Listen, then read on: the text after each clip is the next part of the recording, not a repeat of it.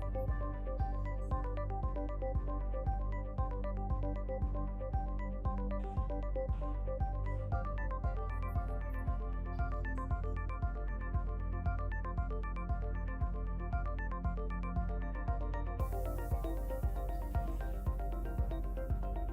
everyone, we're about 5 minutes out from starting, so if we could begin to take our seats. Thank you very much.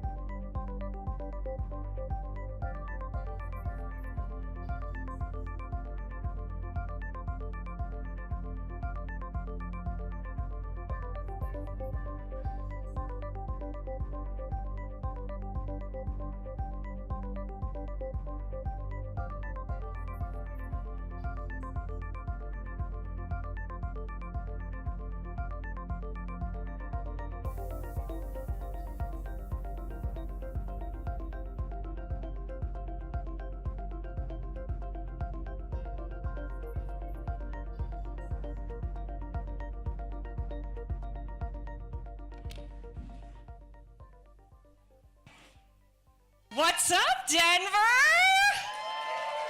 Oh, it is so great to see you guys. Let me see if does this fit in here, or am I holding this? All right, I'm holding it.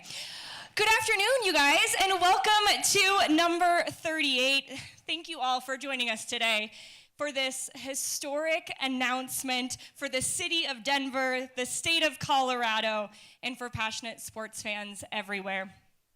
I'm Jordan Angeli, Lakewood native, Green Mountain High School graduate, Denver resident, and I am honored to be here today for a monumental day for this state and for women's sports.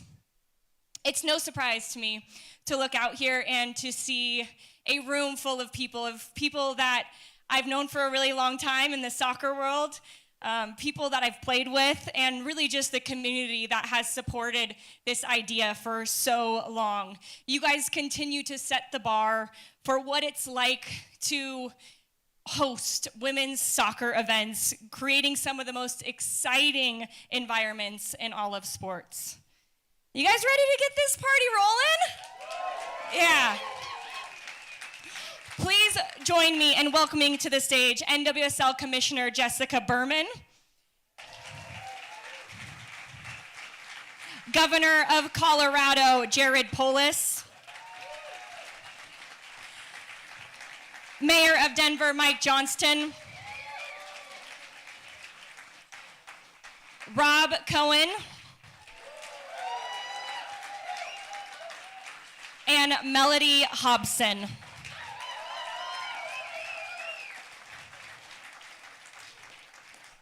I gotta say, Melody brought it with that outfit too, right? That's the best suit I've seen in a long time.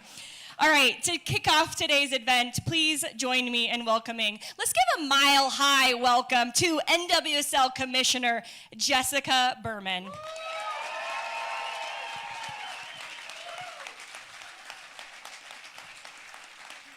Wow, the energy in this room is palpable.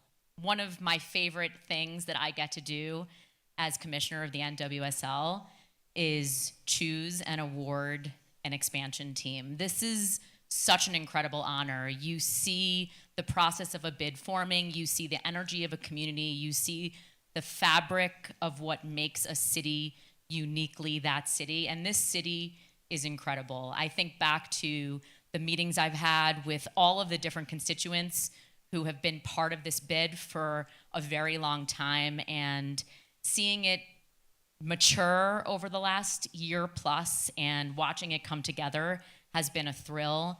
Having the chance to meet the mayor and the governor and see the public and private support for this bid. But I'll also just give a shout out to the literally thousands of postcards I was sent. Thousands. By the girls of this community who play soccer and want to aspire to play professionally, and they deserve it. So with that, you may have seen there's a special ball on my chair. I have the great honor of officially granting the 16th NWSL team to the city of Denver.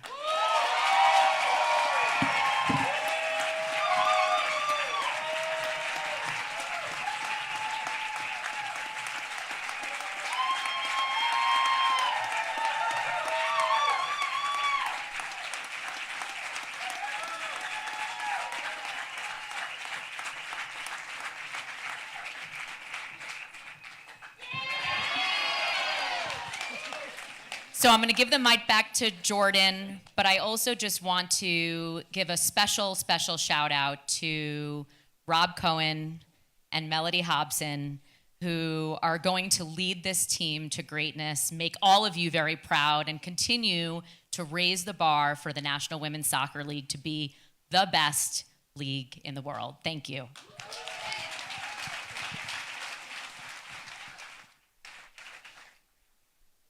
Ooh, I think we need to hear it again. Denver, welcome to NWSL. Commissioner Berman, when you said that, I see two young girls right here in the audience. One's GoProing everything because this is going to be a moment that she's going to look back on and she's going to remember as one that changed her life. So I just thank you for that, for your words. It's a really exciting time to be a women's professional soccer fan here in Colorado. Thanks, Commissioner Berman, for bringing pro soccer to Denver. With that, I'd like to bring up the individual who did so much in bringing this dream and making it a reality. You guys, let's get loud for the new controlling owner and governor of Denver NWSL, Rob Cohen.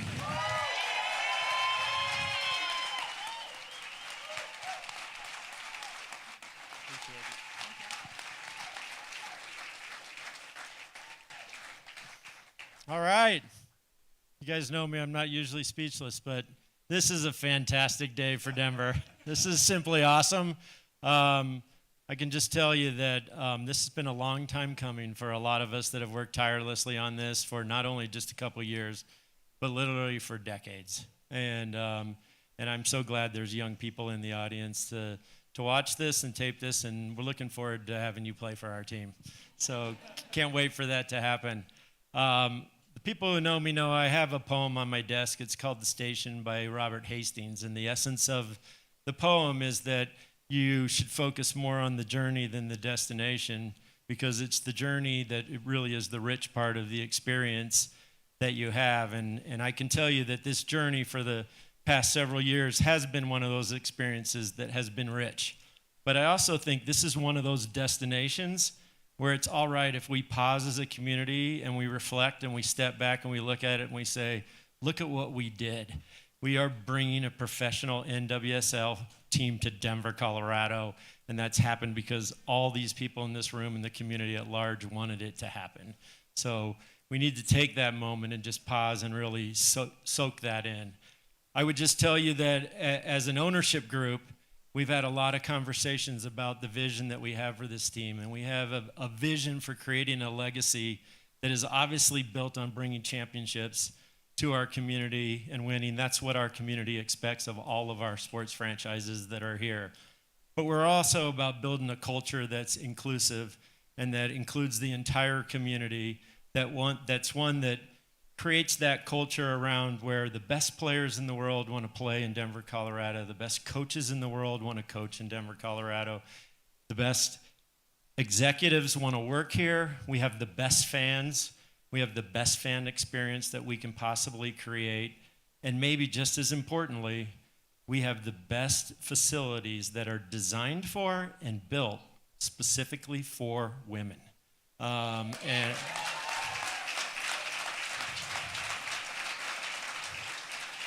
And that's one of the reasons why this ownership group is willing to make the largest investment in professional women's sports in history.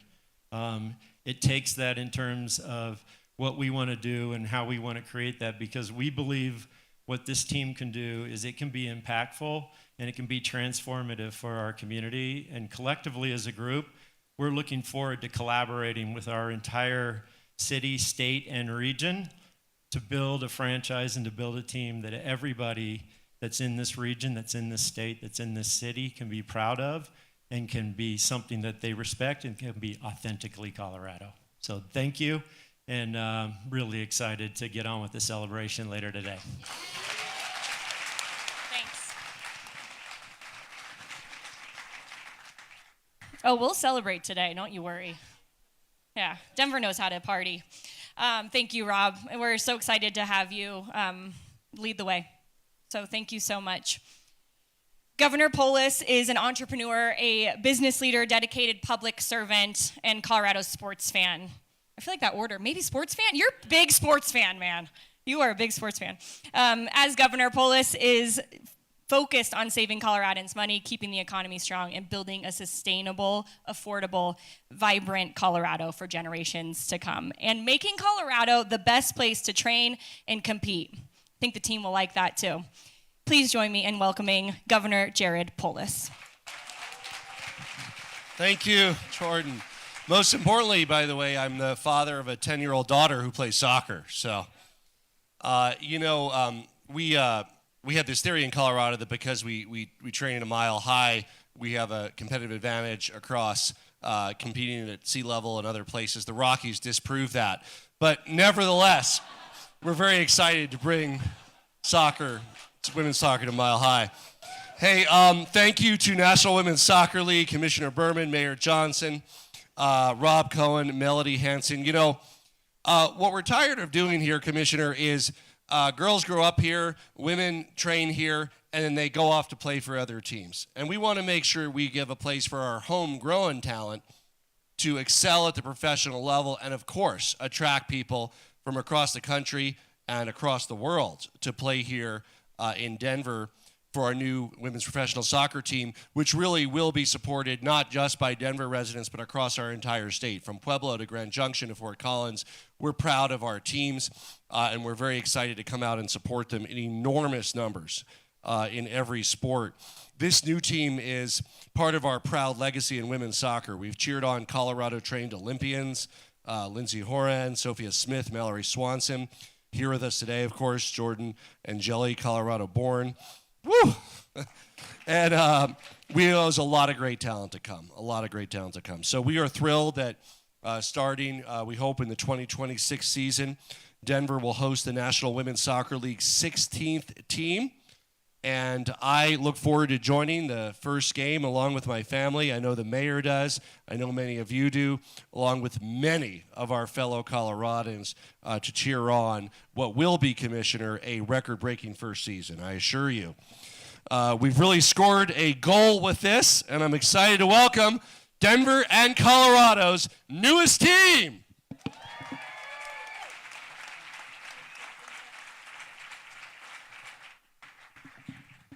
He even brings in some puns there. I like it, the goal. Thank you, Governor Polis. We appreciate your continued support of bringing NWSL to Denver. Now I'd like to introduce you guys to Denver NWSL's alternate governor, Melody Hobson. Melody is co-CEO and president of Ariel Investments, LLC, the first and oldest African-American-owned mutual fund company in the United States. Ariel is the parent company of the newly formed private investment firm, Project Level, which is investing in this franchise. Led by Hobson and former Washington Commanders president Jason Wright, Project Level's mission is to level the playing field in women's sports through investment and ownership. The firm is capitalizing on the underappreciated growth and value embedded in women's sports today through a highly curated portfolio of professional and emerging sports teams and leagues, junior and college sports, and related businesses that directly benefit from the global expansion of women's sports. Denver, let's give another mile-high welcome to Melody Hobson.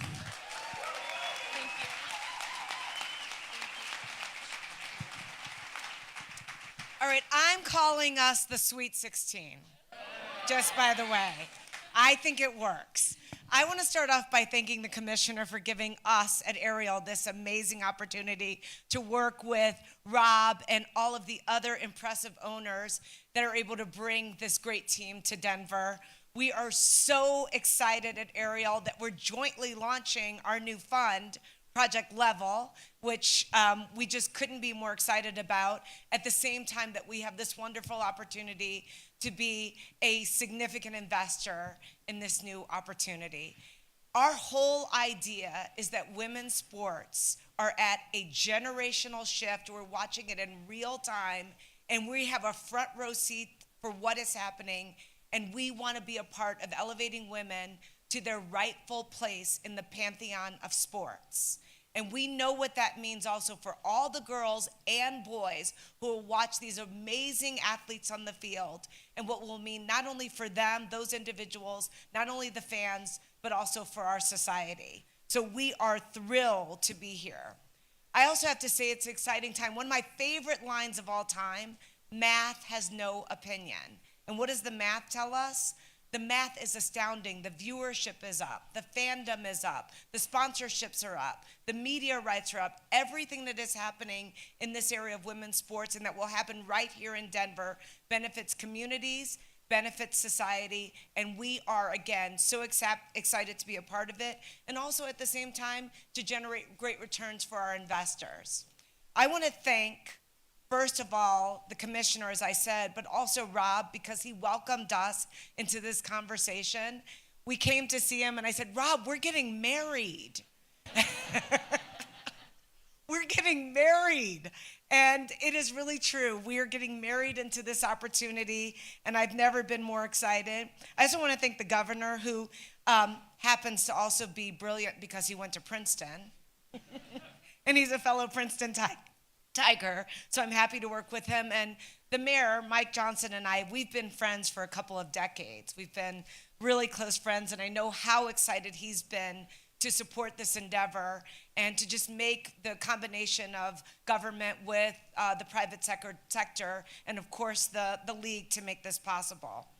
I also want to mention, I think you all know I have another Denver team, and it's because of the Walton Penner ownership group that invited me to be an owner of the Broncos, where I really got to be a part of the Denver sports community and got to see what Denver sports enthusiasm is like. And obviously our team came a long way, right? And so the opportunity to start in this endeavor working with Jason Wright, who's my partner in Project Level, who used to work for that other team, the Commanders, they're okay. That it's just been such a wonderful opportunity. So now to have two legs in the Denver community as it relates to sports is just fantastic. When I left this morning, I don't know if you all know, my husband, I married Yoda's dad. Yoda's dad, when I left this morning, he's like, "You're going to Denver again?" He's like, "Wait a minute, are we moving to Denver?" And I said, "Kinda." So thank you so much for having us as part of this community, and thank you for being excited for our team. We cannot wait to play. Thank you. Thank you so much.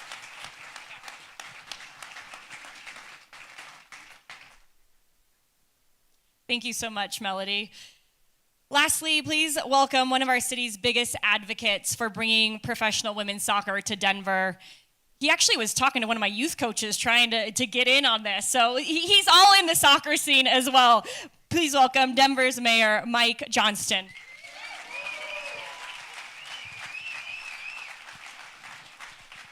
Who's ready to bring women's pro soccer to Denver?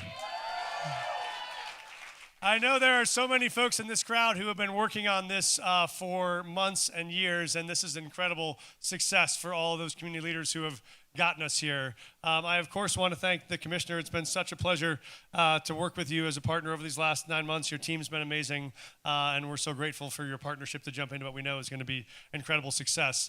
I will tell you, Rob and Melody, I've already instructed our team at Dottie to reserve downtown for championship parades in 27 and 28. So you already have the city held, just to make sure you're ready. But I just think today is an incredible moment for the city. I've always thought that this is one of the best sports cities in America, has one of the best fan bases, but we could never really be America's best sports city without a professional women's sports franchise. We knew that's what was missing, and we knew this is a soccer town. I am very proud of the fact that, for those of you that don't know, of the starting 11 on the U.S. women's national team, 3 of those starting 11 called Denver home. So by my record, any city in the world in a 3v3 tournament we can take. We are pretty much ready for that.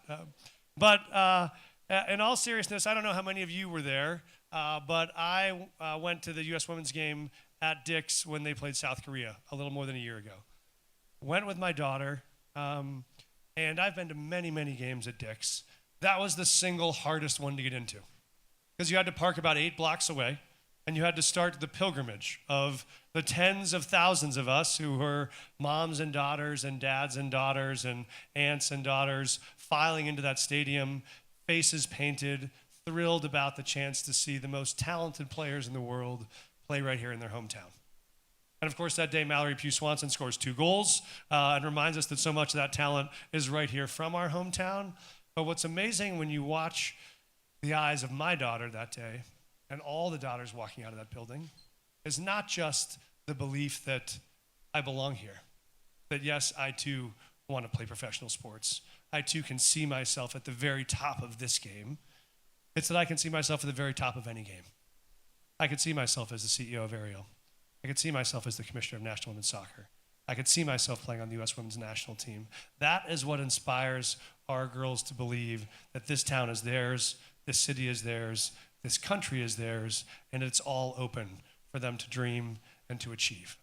That's what we start today in Denver, and we can't wait to see the first kickoff. We can't wait to see the first championship, but most of all, we can't wait to see tens of thousands of girls and their parents and their family filing in and out of our purpose-built women's soccer facility where they can come celebrate the best as they dream to be the best.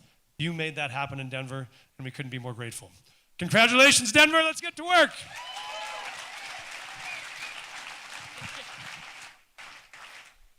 Thank you, Mayor Johnston.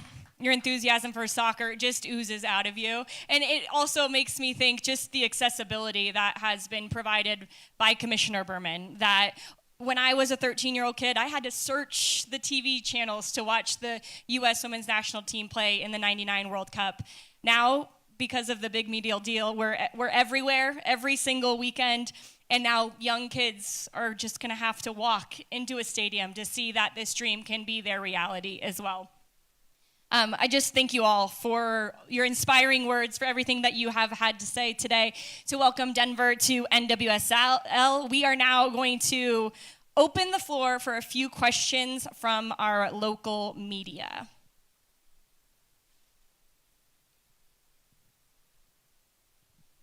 Yeah, go ahead.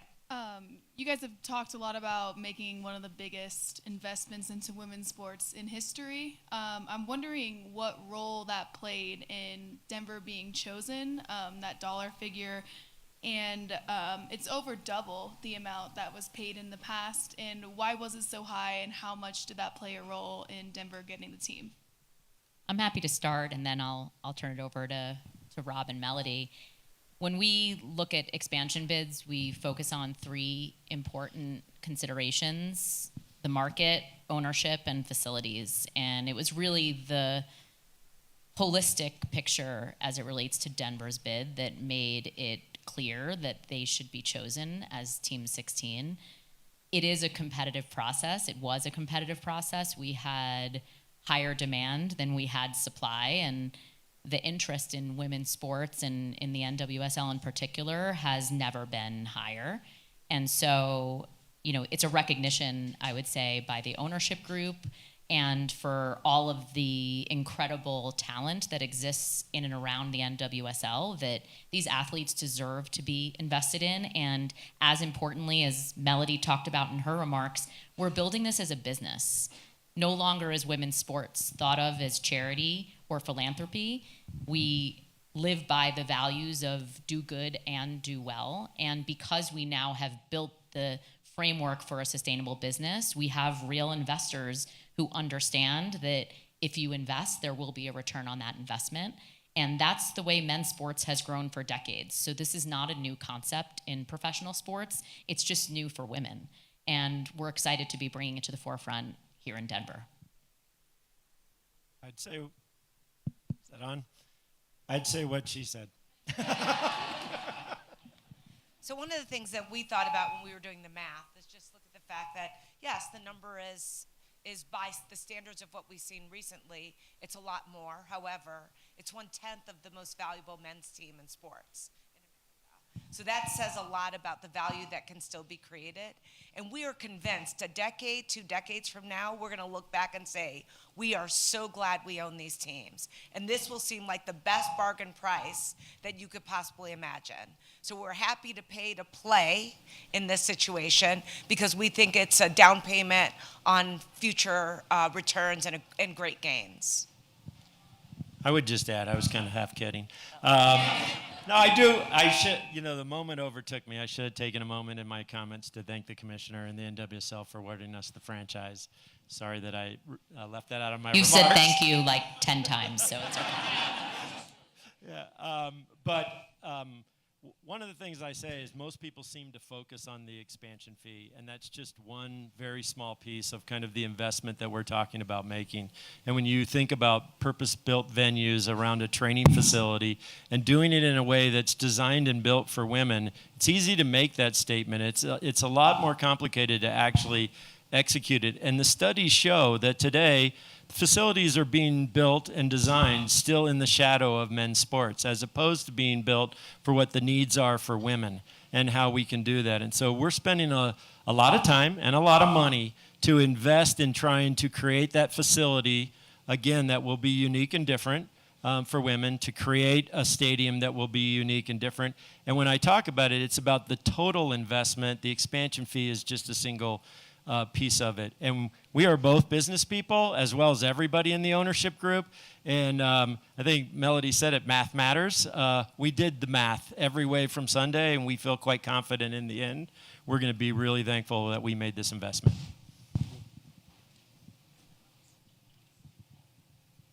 So you just mentioned building a new stadium and facilities for the team. What will the financing look like for that stadium, and do you have any plans to use any public dollars for that? So the idea and the discussion that we've been having is that we're going to use private dollars to build the stadium. And but like any project like this, there is a collaboration that needs to happen between the community and the organization and the ownership group in order to make that happen, to make that dream come alive. And there are some creative things that we are in discussions with a number of jurisdictions around our city and state just so that we can make that happen. I would just add, yes, obviously the franchise fee, all privately paid, the stadium construction, all privately paid.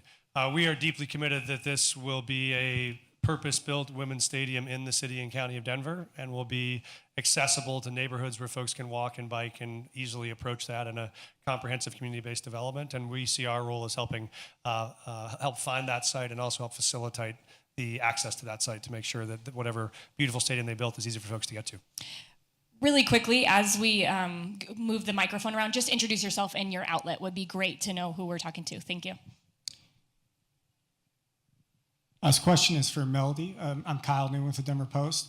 So you talked about project level.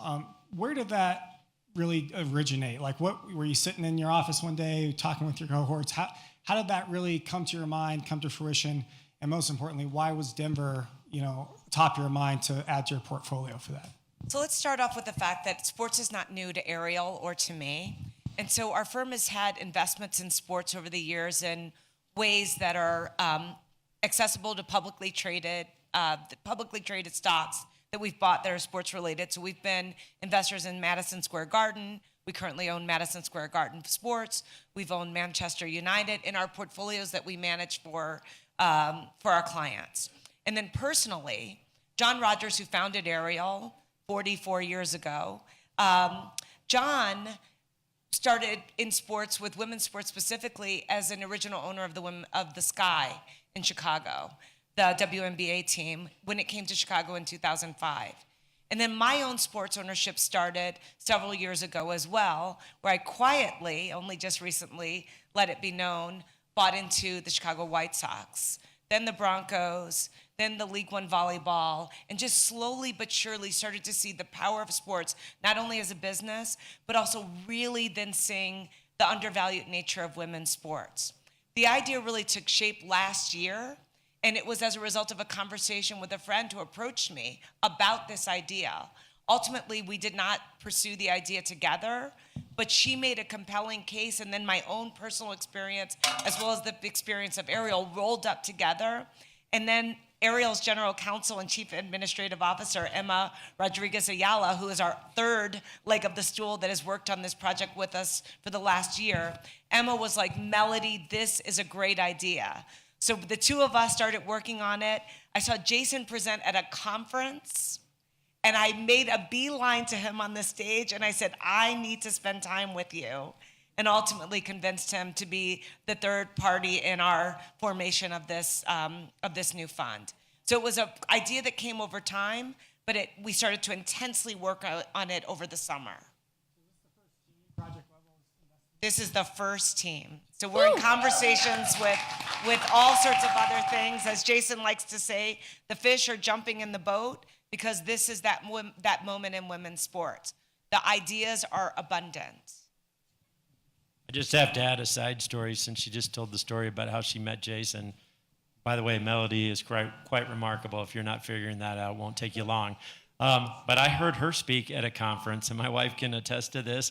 I made a beeline for her the second after she got off the stage and said, I got to talk to you about a women's professional team in Denver.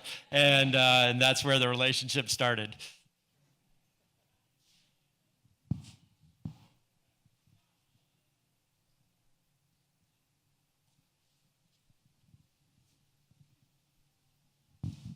Hey there, Katie Cheshire with Denver Westward. You've talked a lot about the amazing talent this state has. How will you build the team in a way that ensures that talent actually wants to stay here and play here? Well, hopefully I talked about that a little bit up front, because I think a lot of it's about creating the culture, creating the facilities, creating that opportunity that's unique and different where they want to come play and be a part of the team. I think the new CBA model that the NWSL has, where there isn't really a draft or an expansion draft, and most of the players when their contracts are done are essentially free agents, gives a community like ours that has the kind of quality of life, all the assets that we have to round out their entire life, because soccer is only part of their life, but also what we can do as a community, and then the giving back and the connection with the community and the diverse communities that I talked about. If we do that in a unique and different way, we're going to create that unique culture where the women want to come here and they want to play, and once they get here, they're going to want to stay. Jake Shapiro from 104.3 The Fan.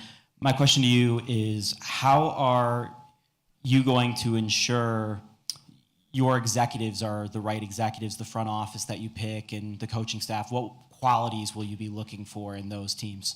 Yeah. Look, nobody can ensure. I'm in that business, so I know it pretty well. There are risks in everything that we do, and that is true in the hiring process. But again, if you build something that's built on culture, that's built on values and alignment of values, then I think you have a greater chance of ultimately finding the people that have those shared values. People ask me all the time in my company or in other places, how did I create the culture that I created? And I always tell them, if you ask me that question, you don't truly understand the true definition of the word culture, because an individual can't create a culture.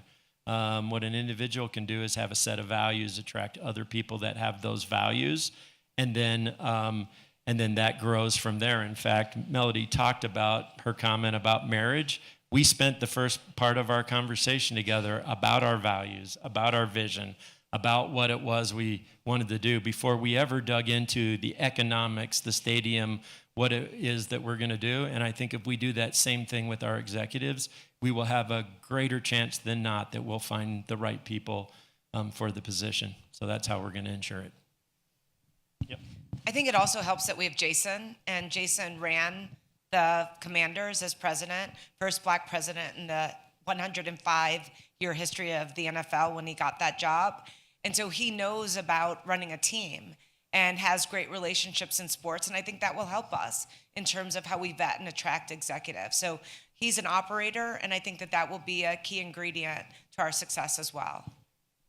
I know it sounds piling on. I'll give it to you in a second. It's the one time I can put the mayor at halt. No, and the other thing is we have brought on a search firm, CAA Search, to help us with the search that is really world class at doing that, and they'll be part of the process as well. I will also be offering regular unsolicited advice on player acquisition. So they have that available to them also. One more question in the back here. Andrew Hobner with CBS News Colorado here in town. A lot of stadiums that we're seeing in professional sports are more anchors of larger developments with apartments, entertainment, et cetera. Are you guys looking at having a stadium and a purpose-driven facility as part of a broader development, or are we talking about a stadium and just the facility in a place where people want to be? We're talking about a larger vision, and I think the mayor alluded to it a little bit in that the sites that we're looking at are ones that that give us those opportunities that you're talking about. That's not just a stadium, but that creates a unique experience, that creates opportunities for the neighborhood, that creates connectivity in our city, especially between neighborhoods that maybe aren't as connected as they should be and in new ways. And so we're really excited about the entire scope of the project that we're thinking about, as opposed to just focus on the stadium itself. You want to add it? I'll just say that we're optimistic we may have some exciting announcements in the months to come. So stay tuned. I love that. All right, thank you guys so much. Rob, I think you need to keep holding this now that we got the questions out. Thank you so much, everybody, for attending today's historic event. Just overjoyed, really. I think that's the word that keeps coming back to me, that we are standing here in front of a community that from the start has supported this wild idea to bring an NWSL team to Denver. So make sure you continue to tag along. You can get your season ticket deposits in. Before we started here, we're already up to 2,000 season ticket deposits, and that number is going to keep going. So yes, you guys text your friends. Make sure we keep that number getting higher and higher as the day goes on. You can get those at DenverNWSL.com. We are excited to see you guys, all of these faces at future community events over the next 12, 13 months, and for you all to be here when Denver NWSL kicks off in 2026. That now concludes today's press conference. Speakers, I'm going to have you guys stay. We're going to have some group photos on stage, and then today's pitchside reception will commence shortly. We look forward to celebrating with you all. Hey, Denver, we got an NWSL team. Let's celebrate.